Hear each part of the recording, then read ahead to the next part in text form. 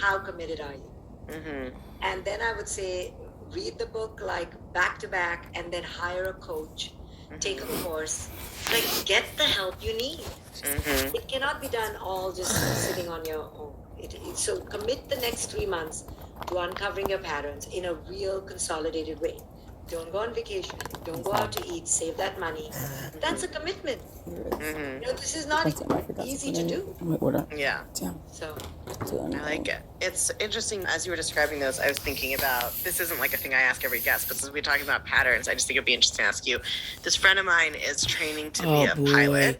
And when you train to be a pilot, I'm probably butchering this. This is what I understand from her. Beginning pilots basically like can't fly not the unless interview. the sky is clear. Like if you start to enter a cloud, you're going to probably learning immediately and kill yourself. driving. You need to like turn around and leave very quickly. And so we're getting and our like position over the back years, flight while training systems have developed being these reminded sort of 4 categories how important of it is to be a how strong, to confident, spot, like, independent the woman. problem in your thinking And that's going to probably make you kill yourself. So it's like one of them is the macho. we have to retrain. Like, we're not submitting. No, that's not a thing. Fine. I'm a great pilot. I don't need to, right? I don't need to turn around. That's the macho. Then there's the helpless, which is like, oh my God, right? Overwhelmed, flustered. I don't know what to do. There's nothing I can do. There's the impulsive action taker. That one's me, who's like first response to any problem is just to like take a whole bunch of action, right?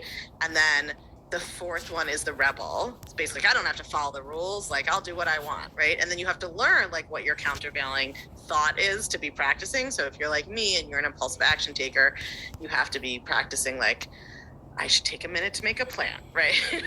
But I'm curious, this is just like a random pop quiz, but as we've been talking about these different kind of roles, I'm curious, like, which of those do you think you are, if you had to pick one? Oh, I know myself, like back of my hand. Doesn't mean I've cured myself. Of course. But I'm definitely a giver and definitely a savior.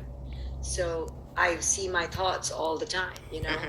In my head, I'll be telling myself with a client, if she's saying, say, for example, I always knew that I should be submitting, but I ended up in a position where, right? I'll Google Maps that for her. I lost confidence because of whatever. And too many people around me told me I should be submitting. While it wasn't their fault, they didn't know the whole situation. Some of them. It depends on who we're talking about. I talk about in my book, whose car broke down, and I went with her. I'm a therapist, okay? I left the session, went with her, got her car fixed, and then I'm telling my supervisor I did all this, and he was like, are you freaking kidding me? You